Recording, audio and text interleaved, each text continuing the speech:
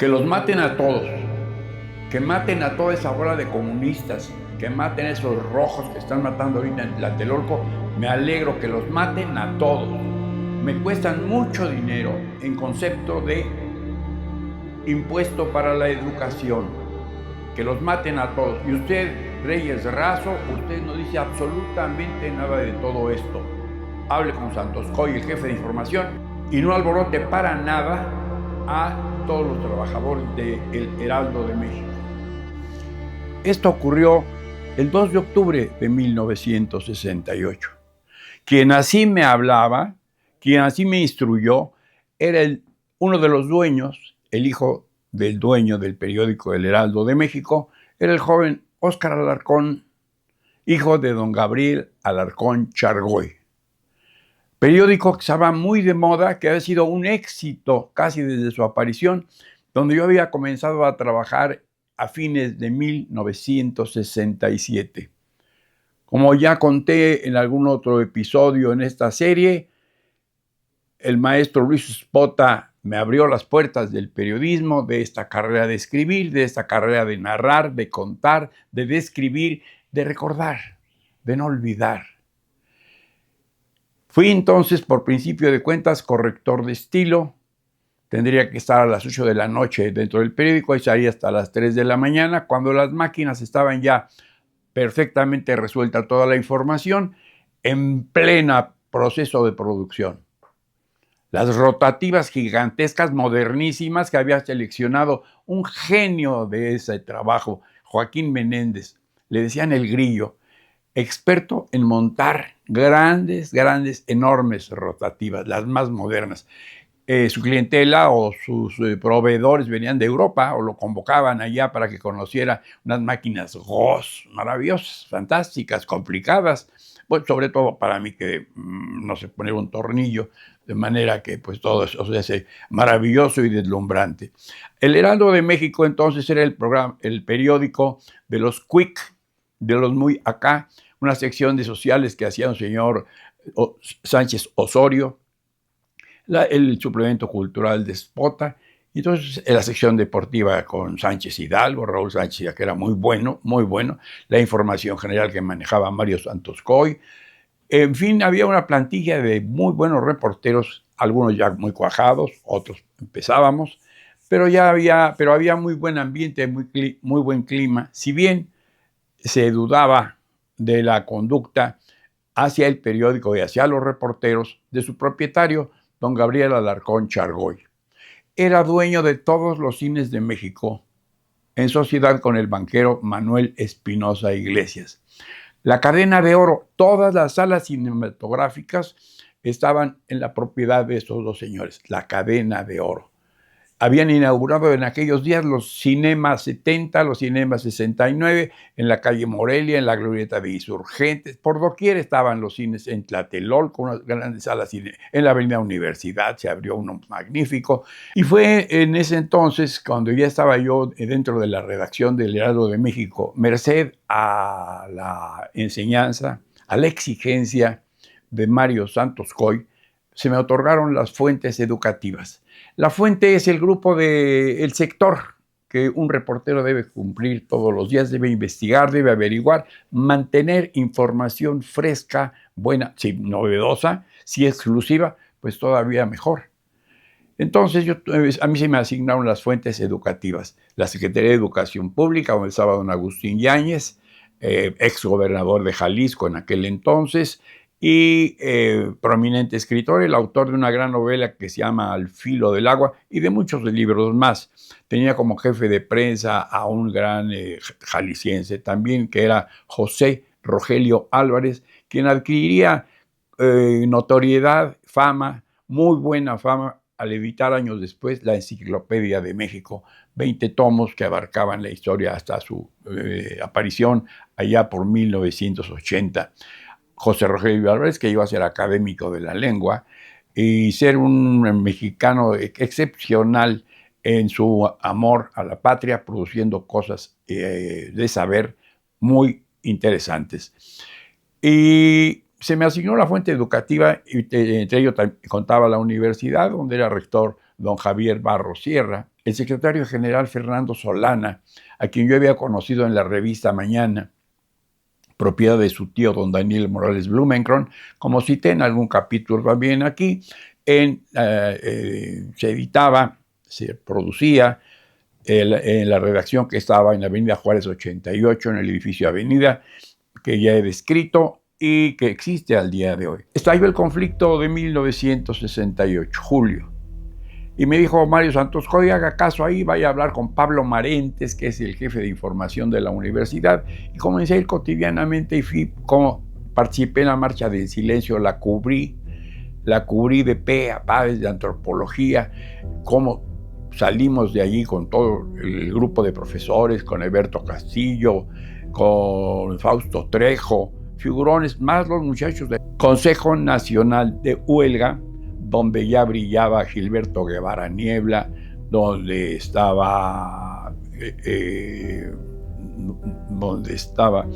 Luis Tomás Cervantes Cabeza de Vaca, donde estaba pues un grupo muy numeroso, Sócrates Amado Campos Lemus, que luego se descubrió era una quinta columna y que traicionó mucho al movimiento, Gilberto Guevara Niebla, cabeza notabilísima y al día de hoy notable pensador mexicano en la educación, Gilberto Guevara Niebla, sinaloense, que encabezaron ese movimiento sin saber, y todavía no nos explicamos cómo una pelea en el Jardín de la Ciudadela entre estudiantes de la escuela preparatoria privada Isaac Ochoa Terena con muchachos del Politécnico Nacional de una vocacional que todavía está allí, en esa zona de la ciudad, cómo pudo derivar un pleito de chamacos o un pleito de jovenzuelos, un encuentro a trancazos o a lo mejor hasta con alguna piedra o algún palo, pero sin armas.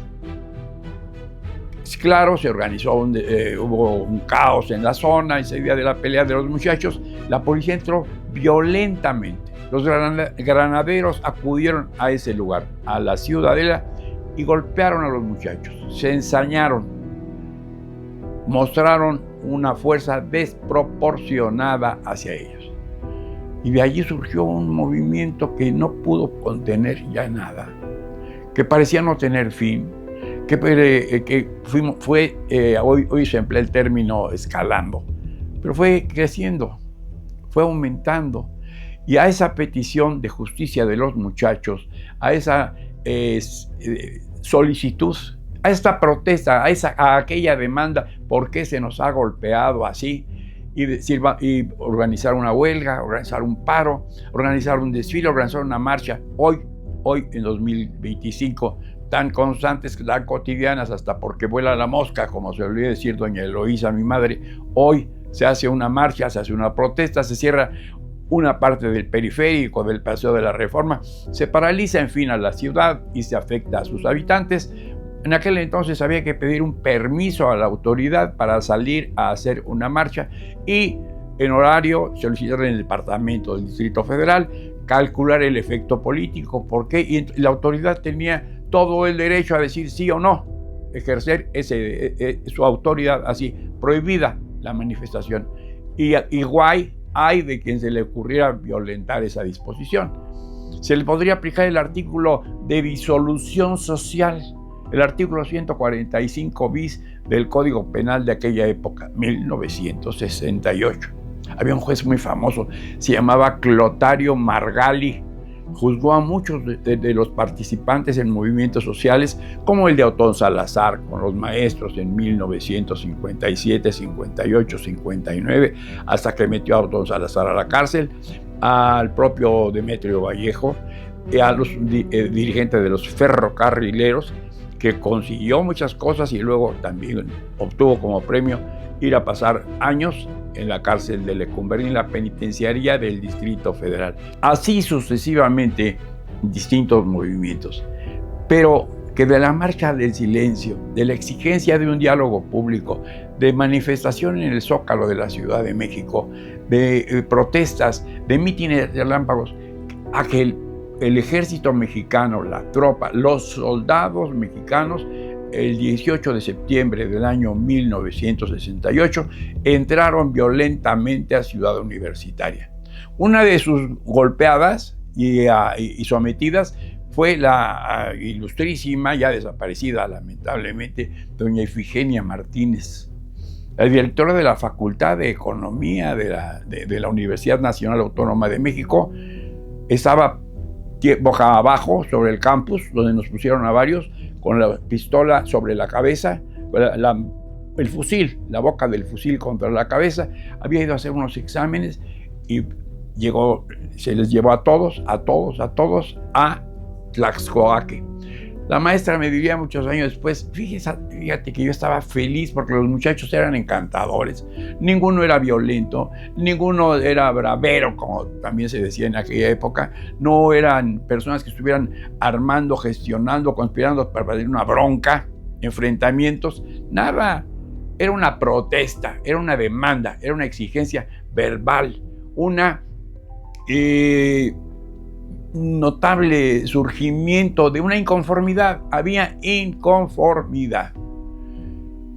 Y una manifestación, la toma de la universidad, la toma del Politécnico Nacional en el casco de Santo Tomás. Ese le tocó cubrirlo a mi queridísimo amigo Joaquín López Dóriga.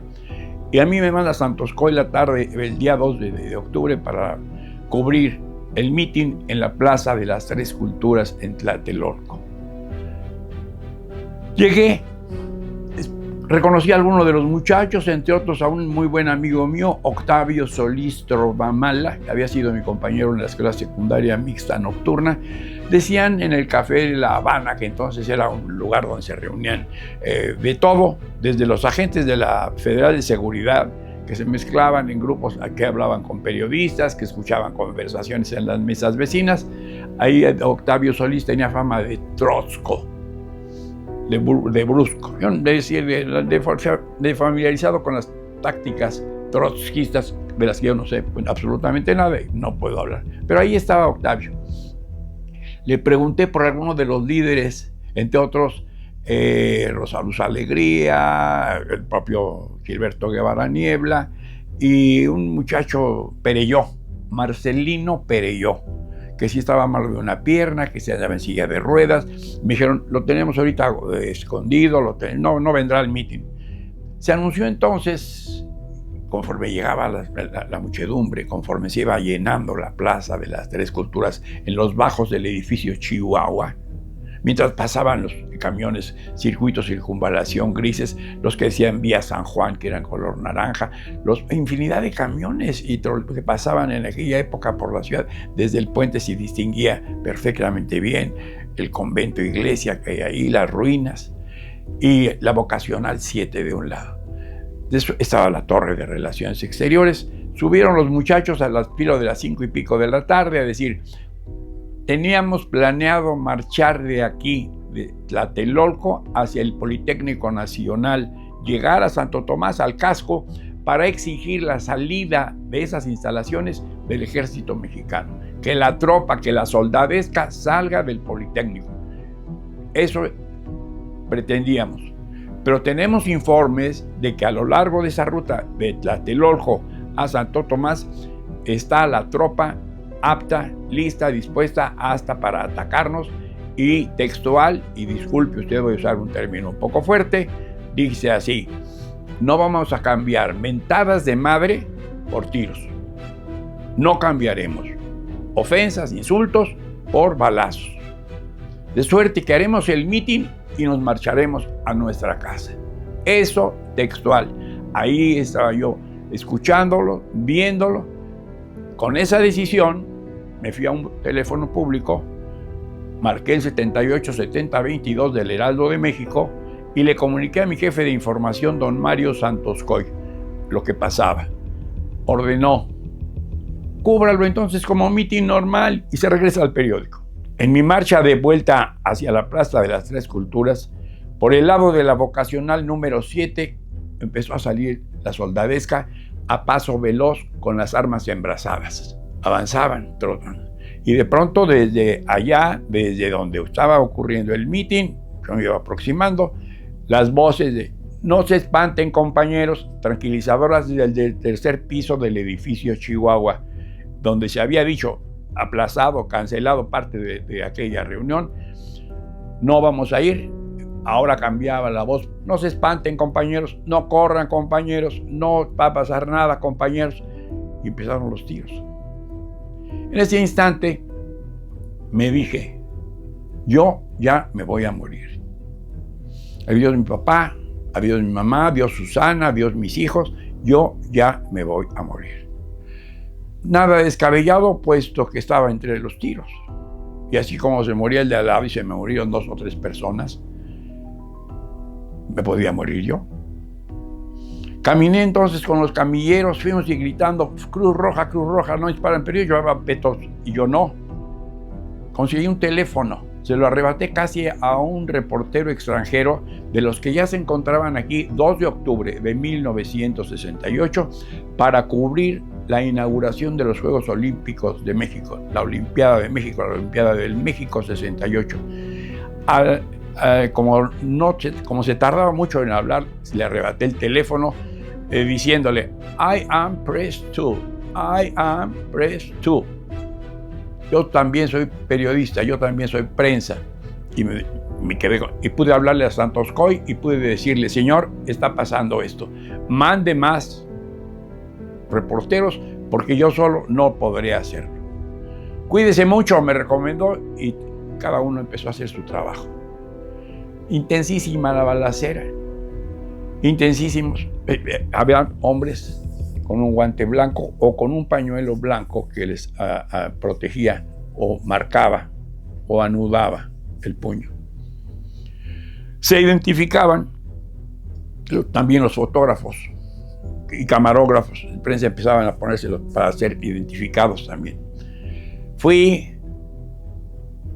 Encontré personas con las piernas rotas, balaceados, tomando nota de ello, hablando a cada rato, pasó esto en tal edificio, pasó esto en aquel otro edificio, rompieron las cañerías a tiros, los soldados rompían los andadores de Tlatelolco a culatazos, la iluminación, en fin, y así estuvimos hasta como las 10 de la noche. Se apagó, se apaciguó. Esa escena, si usted ha visto Rojo Amanecer, esa película de Héctor Bonilla y María Rojo, el niño que viene bajando esas escaleras casi al final, ese estaba yo llegando por ahí y me distingue un tipo y me toma y me dice, ¿y tú qué tal, por cuál? Y dije, yo soy reportero del Heraldo de México, ¿tu credencial? No la tengo, no me la han dado. Ah, que ven acá. Y en ese momento pasó el jefe de fotógrafos del Heraldo de México. Y dice, es mi reportero, suéltelo.